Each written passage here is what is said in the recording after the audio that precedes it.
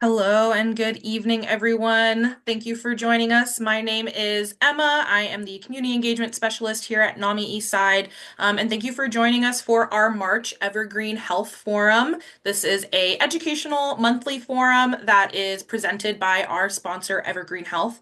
And today I am so grateful to be introducing our partner from THIRA Health, THIRA.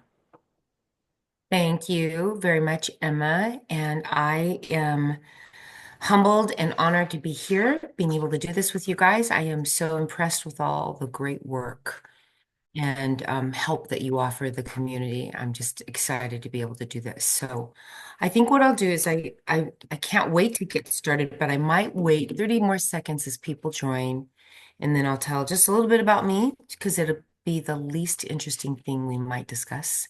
And then we'll get started. And I certainly will have time for questions or thoughts as that we wrap up and spend time sort of thinking about what we got a chance to talk about. So, hmm, I'm excited. And so with that said, what I'll tell you all that get to hear this in live time and get to hear the recording, one of the things after 35 years in the field that I'm passionate about talking with folks is that springtime, which for many people is a jubilant, getting ready to plant whatever it is they plant, get a new puppy, etc., be excited about the longer, sunnier days, is actually a really difficult time for a very large number of people. Across the globe, this is the time of the year that most people either go into a hospitalization or treatment for depression. And ironically and tragically, it is the time of year that most people kill themselves. So I wanted to talk this evening about some things that hopefully nobody's suffering from those kind of things, but if they are, we can get some information to you. But seasonal spring sustainability for the empty cup. So many people have this idea that spring's going to happen, that tulips are going to come up, the leaves are going to start to bud on the trees, and the sun is going to shine and they're going to feel much better. But in my field, which is mental health, this is a time of year that people come and they say, I don't have anything to give. I feel drained. I wish I made it through the holidays in a different state. I thought I was going to be excited and overjoyed for this time of year, and I'm just not. So I put this quote in here. It's like, if my cup is empty, I may not even come to your table. I may not sit at your table. So, for logistics sake, I've been in this field, as I said, 35 years. I have a master's in counseling psychology. I started in the field as an addiction therapist and have some licensure in other states. And these slides were presented and created by Peach Howard, who works with me at THIRA Health. So she does a lovely job. I have some objectives that I want to see to it that we cover. Just recognizing the causes and the consequences of having life with an emptiness inside, an empty cup, if you will. And hopefully, in the short time we have together, I have an opportunity to talk and prompt you to think about ways to refill your cup, to tend to that part of yourself if it is emptied. And so I want to talk really simply.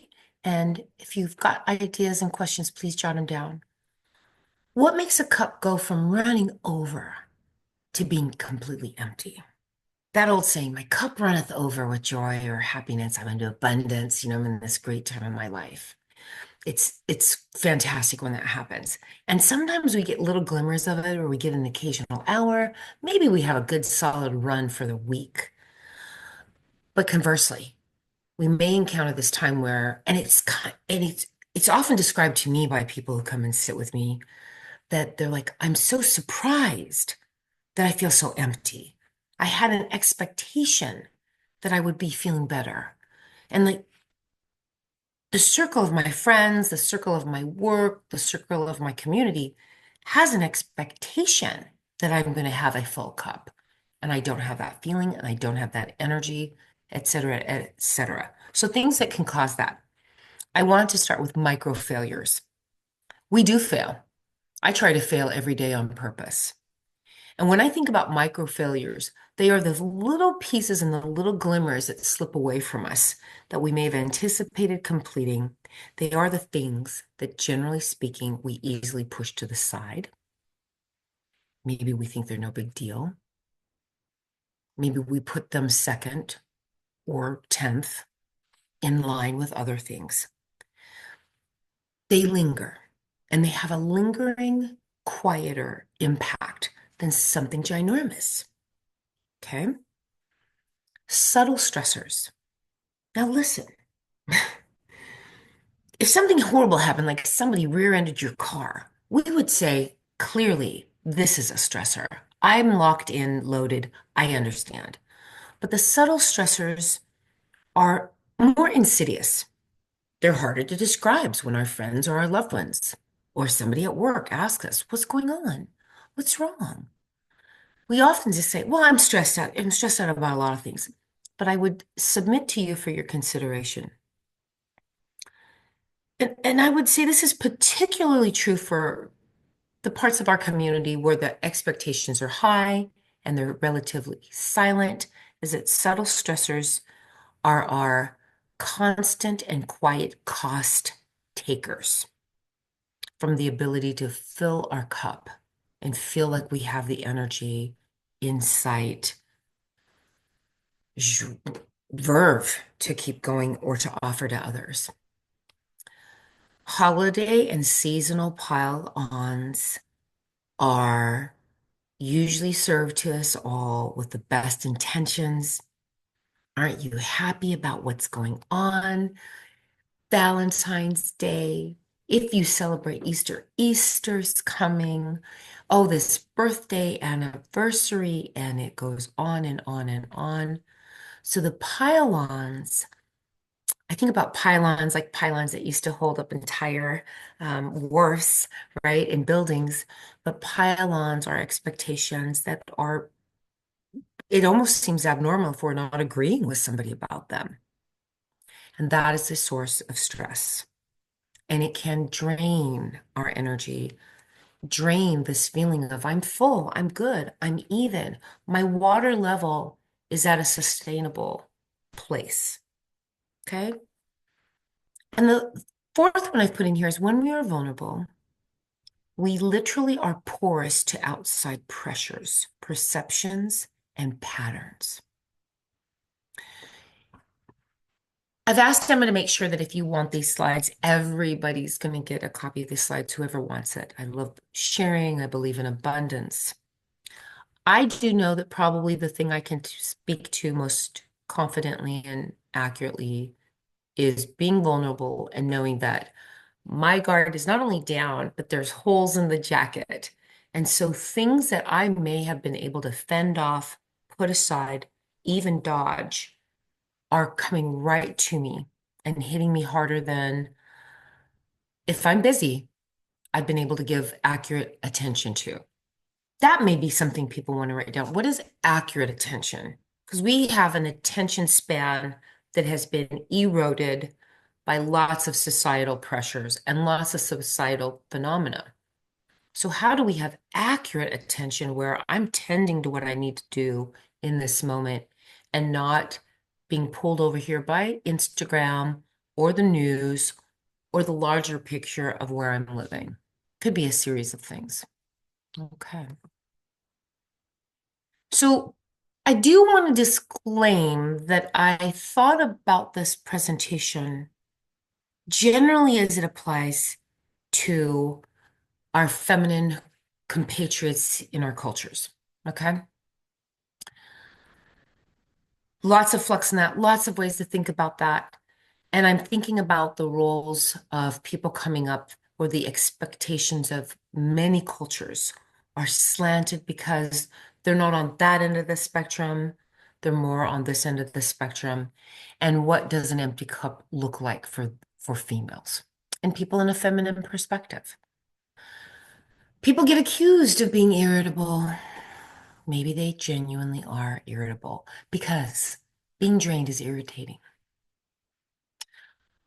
One thing I want to challenge all of us to think about is if you have ever suffered from allergies in the springtime, or you have had a friend, coworker, family member, or just somebody you see suffering from allergies, this is the number one universally experienced symptom that exacerbates depression and the need for hospitalization at this time of year. It's the unsung terrorizing agent of depression at this time of year. And without straying away from this night's topic, that level of inflammation and kind of subtle, quiet, maybe sometimes not so quiet, wearing down of energy and ability to not scratch my eyes, not scratch my neck, not have that itchy feeling, not get good sleep is a compounding factor. So I want to put a little spot over here that's a whole other presentation about allergies being the most universally across the globe factor linked to depression and hospitalizations at this time of year. Having an empty cup beyond having allergies can also look like I'm dreading tasks that I could fly through, maybe grind through. I dread them now. I might be detached. I might be predominantly more cynical than I've been before. Literally, when somebody asks me, is the cup half full or half empty? I'm like, listen, friend, it is coffee grounds at the bottom. It is not half full. I'm cynical about things. This is a time for us all that if we're hopeful, fantastic. If you were cynical and doubtful, understandable. I might be guarded. I might be withdrawn for a host of reasons. I actually produced this training and this kind of topic 2 years ago. Did not foresee how well, and well is a strong word for me to use. I didn't think about how much more accurate and germane it would be right now. I'm guarded, I'm withdrawn. I do resource protection. That means I wouldn't call it hoarding, but I start like turning away because I'm really guarding the resources of my energy. I'm guarding the resources of my private time. And most of this is fairly unconscious. If somebody were to just walk up to one of us in the middle of the room and say, like, hey, are you finding yourself more guarded and withdrawn than before? We might be like, what are you talking about? So a lot of these empty cup phenomena are unconscious to us. People might be picking up on it. Worse, people might not even be noticing it. Okay, so we're very alone in these experiences. There's a theory I want to share. There's going to be another slide. I'm actually going to read through it, but I think it's worthwhile. This may be anybody who, if you're that person and want to delve deeper into this topic, it's the conservation of resources theory. So crisis mode description and sort of pre-shadowing of this is if my cup is empty, I may not even sit at your table. You may invite me to go do something negative, ghostwriter. I may have an expectation that I've been able to pull off, carry off, actually fly through. Historically, I'm not doing it now. I'm in crisis mode. My cup is empty and it shows. Feeling empty can aggravate really large behaviors and or reduced behaviors. So it makes them harder to accomplish. It may make them much more noticeable to the outside world outside of ourselves. It may actually exacerbate our ability to say like, oh, people are saying this to me all the time. I have no idea what they're talking about. And that in and of itself, because it's unconscious, makes my conscious response even more agitated because we're separated in the understanding of what's occurring. So conservation of resources theory posits that stress emanates from the difficulty achieving the common goals toward which members of a culture strive. That's a lot. That's a beefy. I mean, it's Tuesday evening. we're sitting here. Hopefully, you're having a lovely cup of tea or milk or cocoa or whatever you'd like. Um,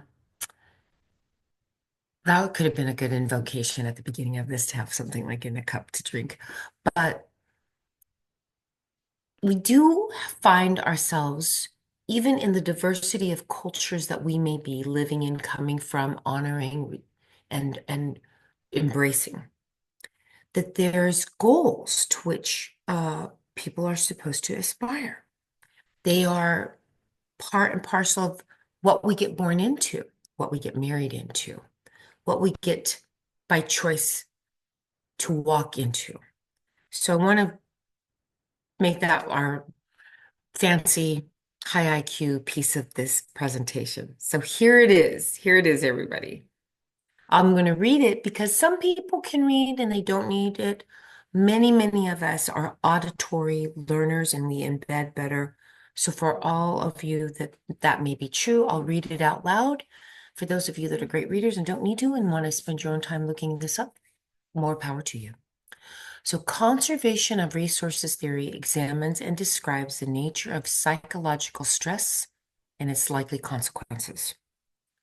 Traditionally, stress theories have concentrated on people's individual appraisals of stressful situations as the determining factor of how much distress they will experience. Core theory states that stress is neither first nor foremost a product of an individual's appraisal of events, but that it has central environmental, social, and cultural basis in terms of the demands on people to acquire and protect the circumstances that ensure their well-being and distance themselves from threats to well-being. Core theory posits that stress emanates from difficulty achieving the common goals toward which members of a culture strive. In this regard, stress is largely culturally determined because most of the major demands placed on people have a shared social context, and that culture is a social phenomenon. Through personal experience and learning, people come to recognize what they need in order to affirm the acquisition and ownership of what is important directly, indirectly, and symbolically for success within their culture and for sheer survival. These things that individuals value are called resources. So a big concept. I mean, to break it down, maybe we don't need to. In summation, it is I am operating often as an individual. I have pressures if I'm living in a Western industrialized country like the United States. I have lots of pressures to be about number one, to really figure it out on my own. And yet, what conservation of resources theory would say, that the social context is like driving us. It's really phenomenologically impacting us about what to do and how we survive in moments, how we survive in context, how we survive in schools, in jobs, even in our families. So I've listed the citation there. You can look for lots more information about this. But I think about how it impacts each one of us as we think of our whole system, right? Our own solar system of where we're operating from and the roles that we have, and maybe even the roles that we don't have. So I'm looking forward for any questions about that at the end of this presentation. Just keep striving along here. I want to think about that, and I want to give you a great tip to delve a little more into the thinking. I'm a bibliophile. I love books. I love reading. One of my favorite books in the last decade, and I've been on the planet several decades now, is this book by Lawrence Gonzalez. It's called Deep Survival: Who Lives, Who Dies, and Why. So Let me tell you a little bit about this book because I think if you want to do a book on tape or you want, he's great. He's a great order. He talks really about this deep interest he had delving into people that are mountaineers, people that go really out into nature and they are hiking extreme trails. This is their passion, but it's such a microscopic composition of factors to look at about deciding who really it's a metaphor and a meta message about how this way people do one thing is the way people actually do many things. And he delves into it saying like there's a part of our brain that has been culturally societally and individually developed that says, oh my gosh, when I'm lost in the forest, I know this is a stretch, but please go with me. If I'm in the forest and I'm trying to survive because I get turned around, much like we do in life, and I'm discombobulated, I'm disoriented, we have a part of our brain that kicks in and says, oh, well, you know what? Just start going downhill. Or it says, oh, no, no, no, no, no. I am absolutely sure I saw the creek bed. And if we follow the creek, that is going to make the difference. And we're going to go that direction. It's literally an override. And his quote in the book says, to survive, you must develop secondary emotions that function in a strategic balance with reason. Here's a startling statistic that I had no idea of. And I grew up in Colorado and I did a lot of hiking. And I've been lost a lot of times in my life. And it was so stunning. Most of the people that get lost in the woods perish within the first 48 hours. Experienced mountaineers that have been doing what they do for 20 years, if they get turned around and do not listen to that secondary, deeper kind of meta, mindful, mindfulness, they perish within about 48 hours. So the counterintuitive thing to do if you're lost in the woods of life, the woods of work, the woods of relationship, is to actually stop. It's to stop and to absolutely slowly and with good memory assess your surroundings so you orient yourself to where you are. And this is what I'm going to lead into about talking about minding and tending to yourself when you find your cup empty. If you wake up one morning and be like, whoa, I'm in a not a great spot. It's like, really, you want to go slow so you can go fast. You want to stop and notice so you can reorient. Otherwise, what we tend to do as human beings is we get on the trail and we're like, oh no, I'm absolutely sure if I just do a little bit more of this, I'll get to success. And it's counterintuitive. So, in the vein of keeping our cups full and in the vein of noticing when our cups are getting empty, let's go to some steps that we can actually practice. Sustain and help gain a fuller cup by practicing stop. These are stop skills.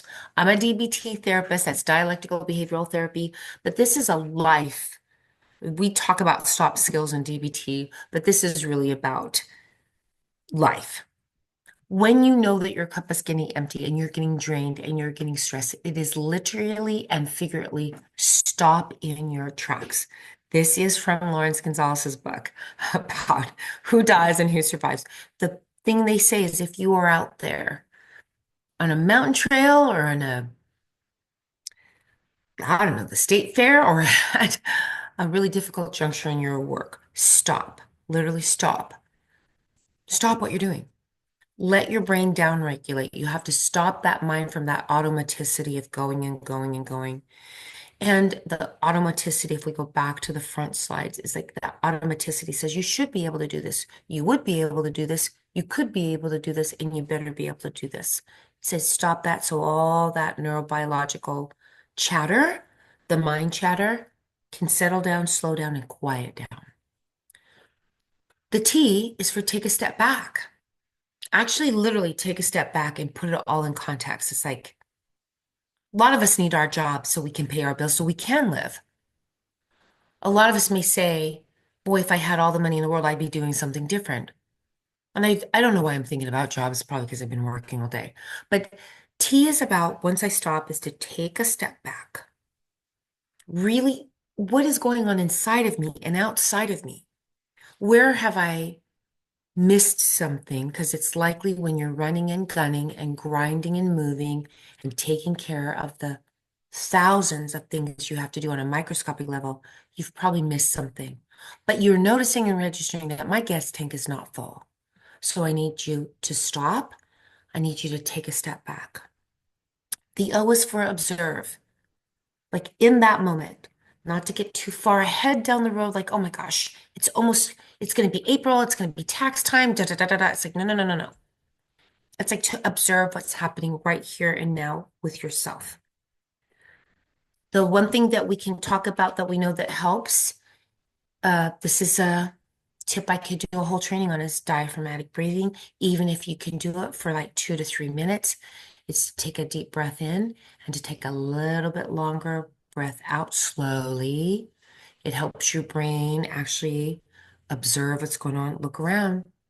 Literally take the eyes off the computer, eyes off the cell phone, pull off the road and stop driving. Observe. Stop talking and listen to your family members. Just pay attention. Okay? And then P is for pause. Pause is where it's different than to completely stop. You want to pause after you've done all those other steps and then proceed. Remember, you're going to get these slides if you want to use them again and make them your own. But think about the consequences for right now. What happens if I just put this task aside and actually go out and look at the sky or phone my mom, whoever it may be? Will I lose my job if I don't finish this task in a second? It's possible. It's possible. I don't know where everybody works. Or might I lose this relationship if I don't finish this conversation? It's possible. Things could get worse. But then proceed and think about the consequences for now and later, like tomorrow or in about an hour. What we're trying to get the brain to do is go like, whoa, whoa, whoa, whoa, whoa, friend. I like to talk to my brain as it's my friend. I go, whoa, friend, I need to stop. I need to take a step back. I need to look around and I need to breathe a little bit and think. Because that's my way to take good care of my brain and my cup. Okay, so there's that. After taking time to calm and regulate yourself, you can begin refilling your cup with actually, ironically, this acronym of empty. You can have empathy for oneself, right? Have empathy for yourself. Okay? Like say like, you know what? I I'm having a really crappy day or a really crappy moment or a really crappy year, a month. But I'm doing what I can right now. Empathy is really saying, I see myself, I see you. Maybe you're helping refill somebody else's cup. And you're like going, friend, I see you right now. And the stuff is really deep right now. I see you. I'm not here to fix it. I'm just recognizing you. And I'm recognizing the me and myself when I'm practicing self-empathy. Okay.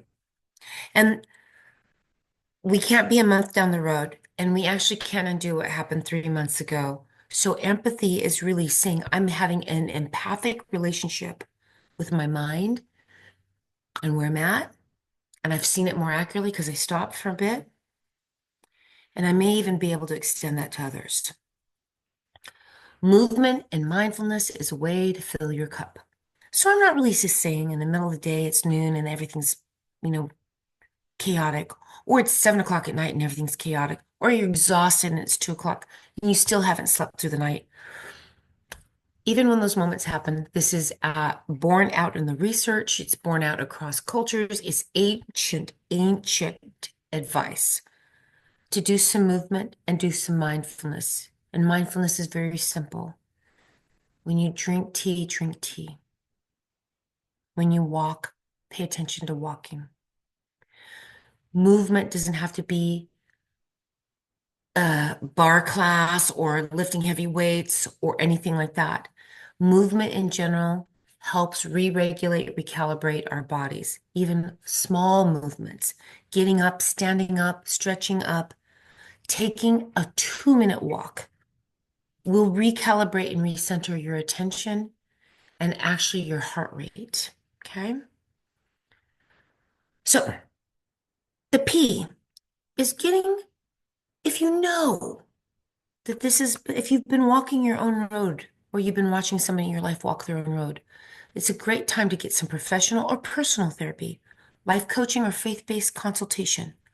Go to whoever is a trusted source for you that you know will look at you with the same EMPTY that I'm suggesting, that without looking at you with judgments, they will say, I am here to hear you.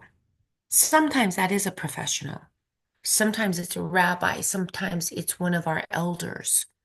They can see us and they give us the gift of being another human being who will literally, simply, elegantly, and only sit with us with eyes of compassion. That in and of itself, nothing else happens in those times, is healing for your brain. Every human brain recognizes that when somebody is all the way in and they're all the way there.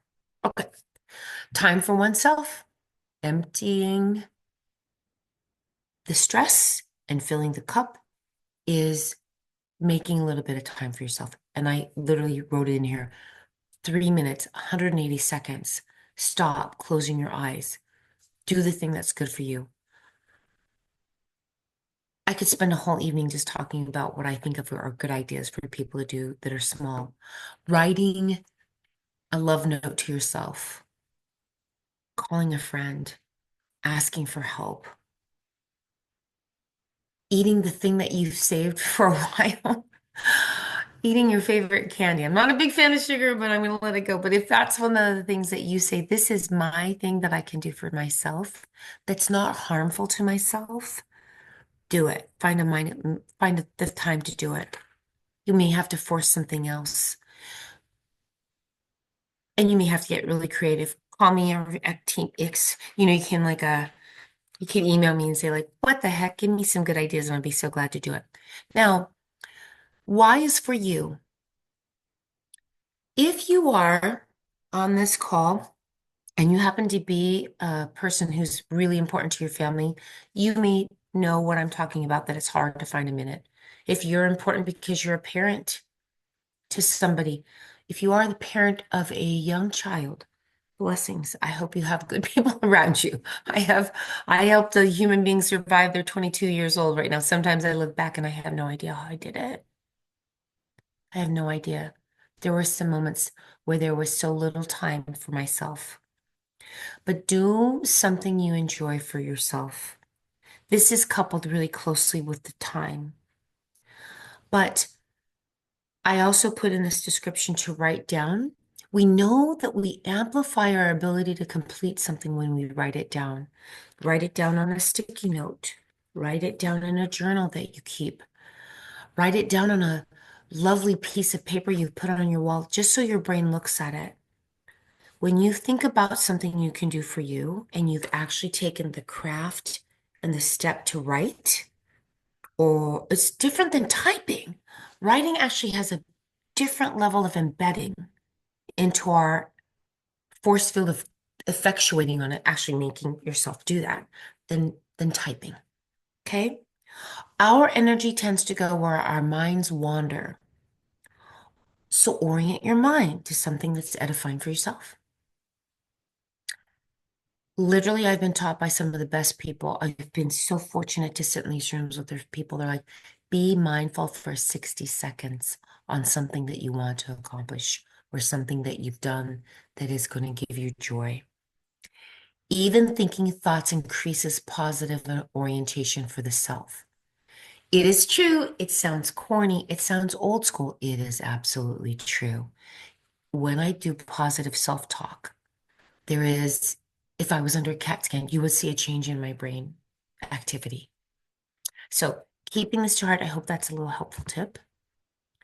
These are some citations I offer for those that may be on this meeting saying, I really want to hear more about this. I want to go check into it. Some ideas of things that you can look at. I highly recommend, if you're a person who likes reading books, I think if you start Deep Survival, you'll find it difficult to set down. And I want to also just say, I kind of feel like when I ever do these things, and I can't wait to get I can't wait to get your questions. We have lots of times for questions and lots of time for discussion. I feel humbled that I'm just coming here rattling off a few handful of ideas, and I feel humbled to have anybody come and spend time on a Tuesday evening to think about these things. And I've put on this slide the address for THIRA. THIRA, we do treatment. We do really intense treatment for people super struggling with anxiety and depression and eating disorders. I've added my work email. I've added a cell phone number you can text to. And if you want any more information on THIRA, you can certainly look at those resources. It's what we do all day long, every day.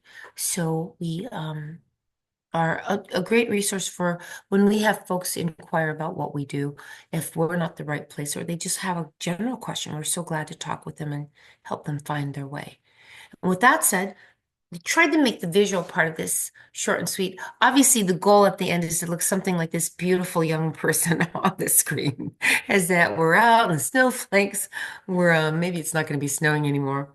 Um, but we're smiling and well, she certainly strikes me as somebody who's fully in the moment, really paying attention to, or maybe having happy thoughts in her mind.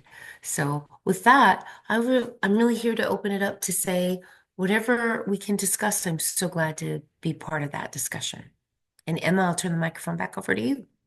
Wonderful. Thank you so much, Sarah, for that wonderful presentation. And yes, I would love to open it up to questions from our participants. You're welcome to unmute yourself and speak your question, or if you'd prefer to type it in the chat, you're absolutely welcome to. And I'll take a moment, take a pause for any of those questions to populate.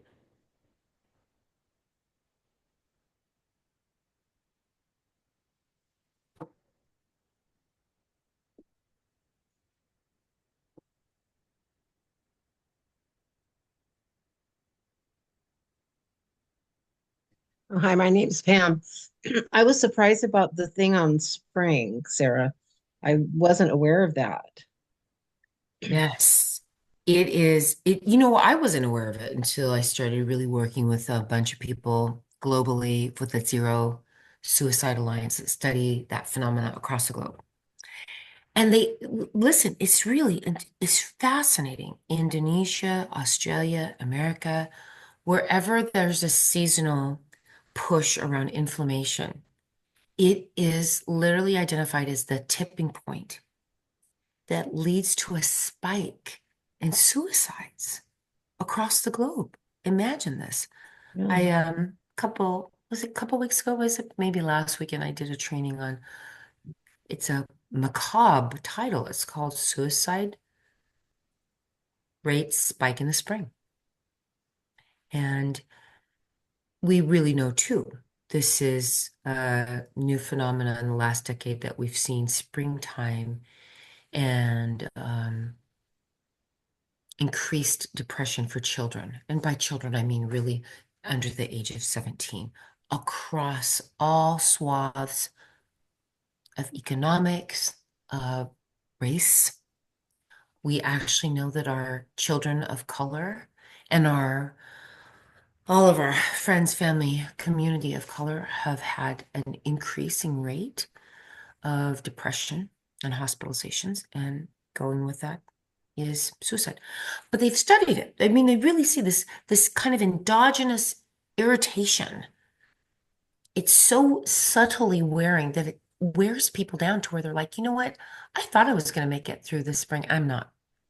We also know that the photo period of spring, I should talk about that, that with the increasing amount of light, that if you're, depending, I mean, if you're in Antarctica, it's a little different deal, but I'm talking about in these broad swaths. When there's more lumens that come into contact with the human eye, animal eye for that matter, we've studied this in animal laboratories. You can really change an animal's behavior by changing the amount of light and the quality of that light. By that, I mean intensity of that light that they get exposed to. You can change testosterone and estrogen levels in animals. brainwave activity, and levels of depression. If you want to make a really large Brahma bull depressed, you can put them in a barn and deprive them of light, and they will become depressed. Their blood levels will change. All that being said, yada yada, kind of geeked out there for a minute. When there is not, when there's an increase in the amount of lumens, and in this part band of like the geography of the globe, where we are in the Northwest, if you are trying to go out into the sunlight in, say, November, fantastic. I'm glad you're having a good time. There's no way, even if you're all day in that light in November, that you will get enough lumens to prompt your body to produce more serotonin, which is linked to endorphin um, uh, production, which is linked to feeling better. Fantastic. Go out in the light. Probably your walking is helping, but it's not because you're being exposed to more light. However, in the spring, as we go out of that quieter, less lit time of the season and come into the spring, the other sad correlation we saw is people that have bipolar diagnoses are very much more at risk for suicide and depression and episodes of mania because they're now coming out of that season where, unless they had a seasonal light that they've been using very stridently, they're getting more lumens, they have more energy. And the paradoxical irony is I now have the energy. My mood is still decapitated. I'm really not really able to get to doing what I need to do, but I may be able to get to doing something very harmful to myself. So isn't that something, Pam? Pam, what is it that you get to do if you don't mind me asking? I'm sorry, what was the question, Sarah? Oh, what brought you to this? Let me ask it a different way. What brought you to this presentation this evening in your life? I'm just going through a major change right now. So Okay, yeah, yeah. yeah. I Yeah. think tax time stresses people out. I Oh think my right God. now the world, if we're paying attention, and how can you almost not? We are bombarded by it. It's Mhm. a very difficult time. Mhm. It's a Yeah. very difficult time for people. Yeah. It And certainly. change is hard. Change is hard. Good change is hard. People are like, oh, I'm gonna get this new thing. It's very stressful. We're kind of an interesting species. I think if we watch other species, we kind of like things to kind of go the way they go. Disruption, we manage it. It Mhm. doesn't seem to be biologically and maybe cellularly a great time for our bodies, but we do it, right? It's very draining, even when it's positive. So. Yeah, springtime's tough.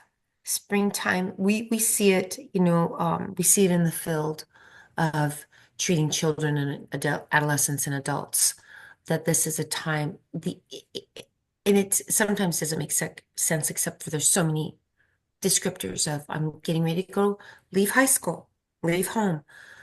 I maybe have more work to do. Any kind of change that's associated with spring seems to be slightly exacerbated. Yeah. So thanks for letting me go on and on. That got me very thinking about what could be possible discussion for another time too. Wonderful. Yeah, Well, if I can pivot maybe for our wrap-up question, to a bit of a different topic, Sarah, what could you tell us a little bit more about THIRA Health and services that they provide and how someone may be able to access those services? sure, sure. I'm a director there, and what THIRA Health does, and I've been with THIRA Health about 4.5 years, and I knew about THIRA Health long before that. THIRA Health is in Bellevue, uh, providing services for ages 13 and up. And about to expand services, right? Because the real focus for THERA Health has been treating severe depression and anxiety and really helping people that are coming out of hospitalizations for trying to kill themselves or a severe bout with depression. Also, coming up, maybe they've been doing pretty well in life, but things have gotten rough and they've not been to a hospital yet. So we're trying to help halt that and get in front of that. We use dialectical behavioral therapy. It's the most researched and validated therapy in the globe for treating depression and for treating people that have had a suicidal ideation. So we have three distinct pieces of the work that we do, and anybody can reach us for questions. You can call the main number at 425. You can call my number. I will talk to you in great detail and give you lots of information. But we have IOP, which is a more than the once a week or once every other week therapy. It's a minimum of 3 times a week, very intense teaching and treating with dialectical behavioral therapy. I would say that people that come to THIRA, if they go through the whole course of IOP, can do a pretty good job of teaching one of the skills afterwards, if not all of them. The next level of care is partial hospitalization, which means there's a psychiatrist, there's a nurse there, there's all sorts of staff really with you all day long. But you go home in the evening, come about 8:30 in the morning, leave about 4:30 in the evening. What might make that care a little more complex and require you to stay about an hour later, or longer, I should say, is if somebody has a disrupted relationship with eating and nourishing themselves, which can range from heavy duty restriction to anorexia, I'm not eating at all the way over to like, I have such a difficult and distressed relationship that I consume as much as I can possibly do. And I just don't find eating pleasurable at all. So all those things can be true. And our last level of care is where people actually reside with us 24 hours a day. So that means every hour of the day, there's somebody there to assist. People stay at our facility there in Bellevue. And they have lots of things to try to, in a very short amount of time, get them back on their feet, back to their home, back to their environment, and to a different level of care. And level of care is just a fancy word for saying in a different place where more independence, more freedom is at their avail, like real life. So coming into THIRA is pretty easy. We take a lot of insurances, so some people that's very helpful to know because that's not always the case for treatment centers. And like I said, if it's not going to be us, or somebody comes with a question and it's not going to be THIRA, just because it's not going to be, we will help you find the next place or the best place that we know of, as if it was our family member going there. There's two websites, Emma, I want to tell people about. They want to just kind of find out more and really easy to understand. Everything on them is free, including free trainings, free videos, just flawless, great examples, endless examples, so much better than anything I could do. The first one is literally easily called dbtselfhelp.com. I should have put it on my slide. It's a great exploration, but it's got lots of good information about counseling and life and mindfulness and what any of the skills could be, even if somebody doesn't go into a program for counseling. So it's a good explanation about what DBT is. And the other website, I can't say enough good things about. It's called nowmattersnow.org. On that site, there's so many people that have a lived experience. They're expressing, they're talking. The person who developed that site is Ursula Whiteside. She's a flawless researcher. She's one of the nicest, just you would never know that she hung out with the best thought leaders in the world. Because she's just a normal human being doing really important work in her opinion. That's how she would say it. But she was one of the first people to say everybody on my website should have a lived experience. She got actually a lot of pushback. People are like, are you serious? Just regular people? And she's like, we're here to treat regular people in irregular circumstances. So absolutely, they should be on my website. Great videos, great short. There's like 30-second videos. There's 8-minute videos. Lots of great opportunities. If there's people that are interested in getting training and knowing more about that, her trainings are free. She's got fabulous links to lots of other ideas. And she's like a lot of the people that are in her circle of life. She's just doing the right thing for the right people as best she can and learning from people. She's very humble. She's like, I may not know. I could have been wrong this whole time. So she's glad to do that. So those are two. Nowmattersnow.org and dbtselfhelp.com. Great things to look at. if you're curious about getting a little more information. So, Wonderful. I'll be sure to include those links as well in a follow-up email, including the slides that Sarah shared with us tonight and other information about THIRA Health if folks are curious. And so I want to thank all of you for taking the time to be with us this evening. Again, this was the Evergreen Health Educational Forum. This is a monthly free educational forum sponsored by Evergreen Health. You can find us on the third Tuesday of every month. So we will be back again in April with a new topic. And you can register for that on our website at nami-eastside.org. But with that, thank you so much, Sarah, for your time tonight. Thank you to our audience members. And I hope you have a great rest of your night. thank you. You as well. Alrighty. Bye. Thank you. Bye-bye.